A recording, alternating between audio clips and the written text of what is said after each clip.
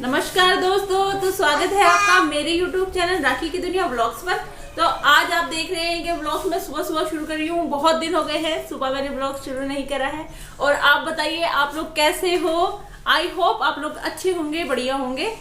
तो आज का व्लॉग शुरू करने का एक स्पेशल रीजन है क्योंकि आज का है होली अष्टमी का व्रत, जिसे बच्चों के लिए रखा जाता है। माएँ इसे रखती हैं सारा दिन और शाम को जब तारे निकलते हैं जब उसे देखकर खोला जाता है। तो आज मैं आपको दिखाने वाली हूँ कि कैसे हम सारा दिन व्रत भी रखेंगे, कहानी सुनेंगे और बहुत सारी मस्ती करेंगे रूही के साथ। तो रूही ने भी नहाई अभी नहीं करी है, तो रूही को भी नहाई करा के तैयार करके उसके बाद हम फिर मिलते हैं।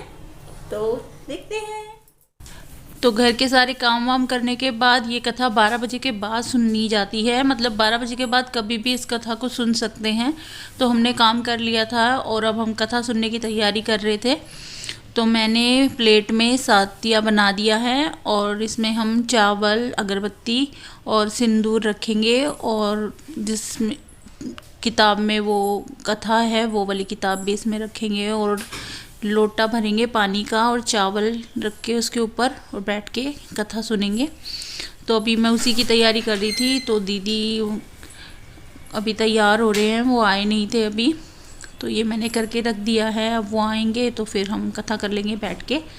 तो मैं जो करवे भर के रखे हैं उनको भी मैं सातिया बना देती हूँ और फिर बैठ के कथा कर लेंगे। बच्चे भी यहीं पे हैं और वो शैतानियाँ कर रहे हैं, वो अपने दूसरे कमरे में वहीं पे खेल रहे थे।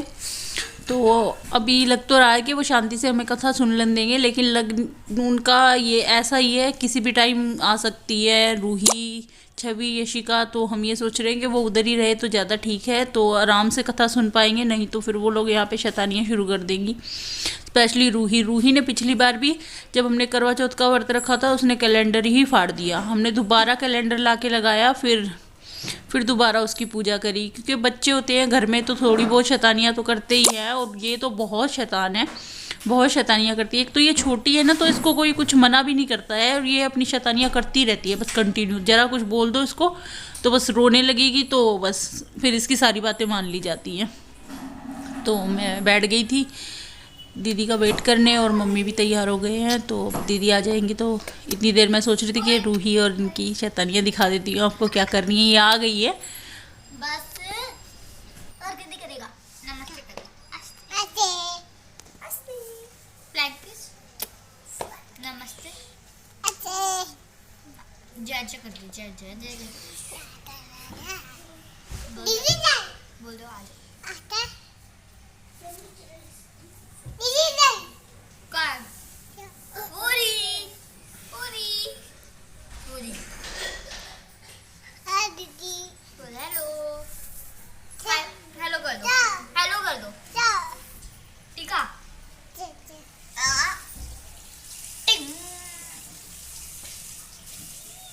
ऐसे कर दे। रुई ऐसे ऐसे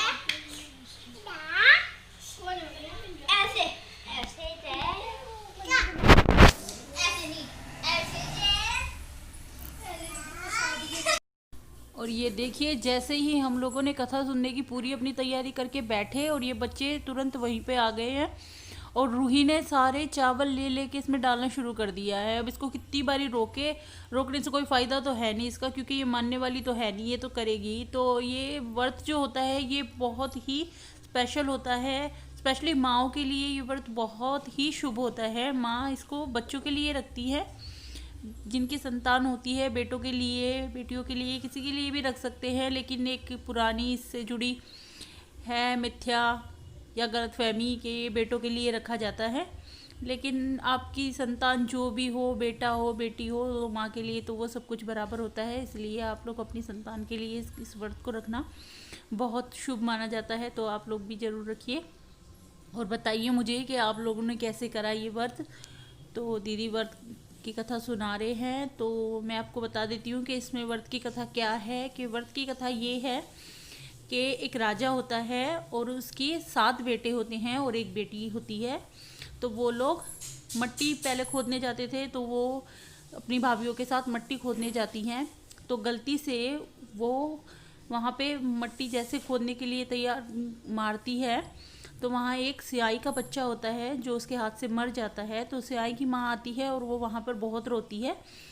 तो वो उसको श्राप दे देती है कि जैसे मैं अपने बच्चे के लिए विलाप कर रही हूँ वैसे ही तू भी अपने बच्चों के लिए विलाप करेगी, तो मैं तुझे श्राप दे देती हूँ। तो उसकी सबसे छोटी वाली भाभी ने बोला कि इसकी मत आप कोख बांधिए, आप ऐसा कीजिए मेरी कोख बांध दीजिए, क्योंकि सारी भाभीयों ने मना कर दिया। तो छोटी ने सोचा कि अगर घर ये बात बताएंगे तो सब गुस्सा होंगे, तो इसलिए उसने अपनी कोख बंधवा ली। तो दिन बीतते गए, बहुत दिन हो गए, उसकी कोई संतान नहीं। जब भी उसकी संतान होती 7वें दिन मर जाती, वो बेचारी रोती रहती।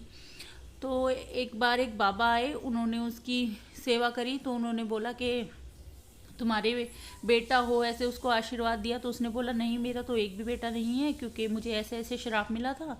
तो उन्होंने बोला कि आप ना गाय की सेवा करो, और गाय जो है वो उनकी बहन है, जो ये वाली माता होती है होई माता की बहन है, तो आप उनकी सेवा करो, तो उनके थ्रू आप उनके पास पहुंच सकते हो। तो उस राजा की बेटी ने, बहू ने सेवा करनी शुरू कर दी, और फिर जैसे ही वो सेवा करना शुरू हो गई तो गाय माता ने देखा कि कौन मेरी इतनी सेवा करता है। तो उन्होंने उससे पूछा कि बेटा तुम्हारी क्या इच्छा है, आप किस लिए मेरी इतनी सेवा कर रही हो। तो उन्होंने बोला कि आपकी बहन है जो, उनके पास मेरी कोख बंधी हुई है, तो आपकी कृपा हो तो मेरी वो कोख छोड़ देंगे आप, अगर उनसे थोड़ी रिक्वेस्ट करो तो फिर वो उनको उसके पास लेके चली जाती है।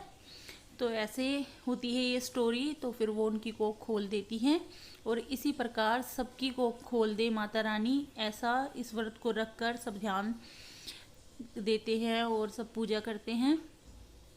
तो हम लोग भी वही कथा सुन रहे थे यहाँ पे बैठ के, लेकिन बच्चों ने कथा सुनना बिल्कुल ही आफत कर दिया। स्पेशली रूही ने ना सारे ही चावल उसमें थाली में डाल दिए हैं, और अब हम कथा सुनने में इतना वो थे कि बीच बीच में उसे रोक भी नहीं सकते हैं, बार बार उसे उठा के देना ही पड़ रहा था कि ये लो, क्योंकि यहाँ से उन्हें उठा के भगाते कहीं पे तो फिर वो और भी रोना शुरू हो जाती। तो इसलिए हमने उसको नहीं उठाया है यहाँ से, और वो पूजा मम्मी को भी परेशान करे जा रही थी, और दीदी बीच बीच में उसे भी मना कर रही थी, और कथा सुनाए जा रहे थे। तो ये थी कथा, आप लोगों को कैसी लगी आप लोग ज़रूर बताना।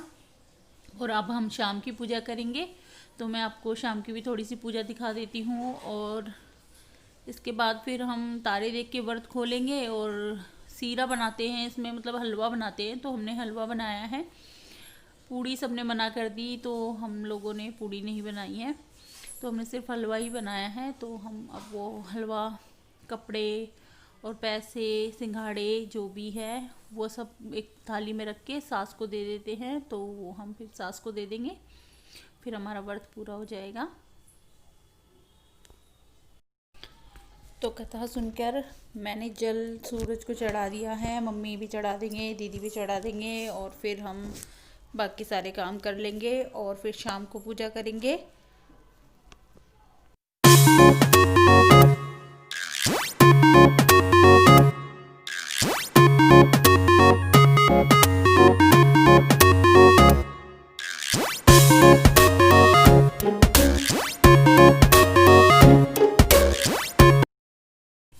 तो ये देखिए शाम हो गई है, और हम शाम की पूजा कर रहे हैं। तो मैंने आरती करना शुरू कर दी है, और अब हम सीरे का भोग लगा देंगे, और फिर भोग लगाने के बाद थाली में सीरा, कपड़े और फ्रूट वगैरह रखकर सास को दे देते हैं। तो वही मैं अब दे दूंगी उनको, और ये व्रत पूरा हो गया है। आई होप आप लोग भी ये व्रत रखते होंगे।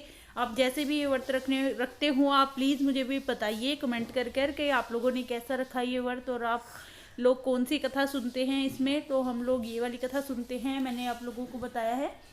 तो अगर आप लोगों को मेरा वीडियो अच्छा लगता है तो प्लीज़ मेरी वीडियो को लाइक कीजिए, शेयर कीजिए और कमेंट ज़रूर कीजिए। और अगर मेरे चैनल पर आप फर्स्ट बार आ रहे हो तो प्लीज़ मेरे चैनल को सब्सक्राइब कर लीजिए। ये बिल्कुल फ्री है, इसमें कोई पैसे नहीं लगते हैं। और अगर आप लोग मुझे सजेशन देना चाहो कि आगे मैं क्या करूं तो आप प्लीज़ मुझे बता सकते हो, क्योंकि मुझे आप लोगों से बात करना बहुत अच्छा लगता है।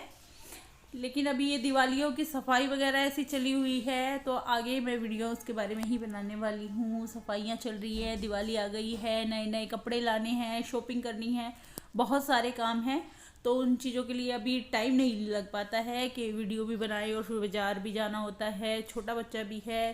क्योंकि ये मौसम ना बीच में ऐसा आ जाता है कि ना इसमें बच्चों की थोड़ी बहुत तबीयत ख़राब हो ही जाती है। तो रूही की भी ऐसे ही हो रहा है और मेरी भी थोड़ी सी तबीयत सी ठीक नहीं रहती है, क्योंकि ये मौसम जब सर्दी का शुरू होता है ना, तो इसमें बेसिकली सबको हो ही जाती है थोड़ी सी खांसी जुकाम। और अब ये कोरोना के बाद तो थोड़ी सी खांसी जुकाम से भी थोड़ा सा माइंड में ये आ जाता है कि कहीं कोरोना ना हो गया हो, तो उस चीज़ की टेंशन से ना और ज़्यादा तबीयत ख़राब हो जाती है।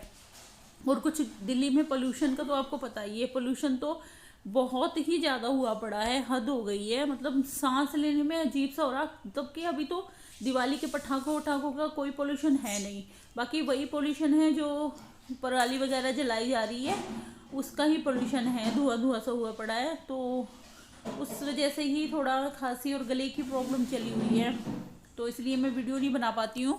और जब भी मुझे टाइम मिलता है तो फिर मैं वीडियो बनाना ज़रूर ये सोचती हूँ कि हाँ मैं आज वीडियो बना लूँगी, तो इसलिए मैंने आज ये वीडियो बना लिया व्रत का। तो अब दिवाली के भी बहुत सारे और भी बीच में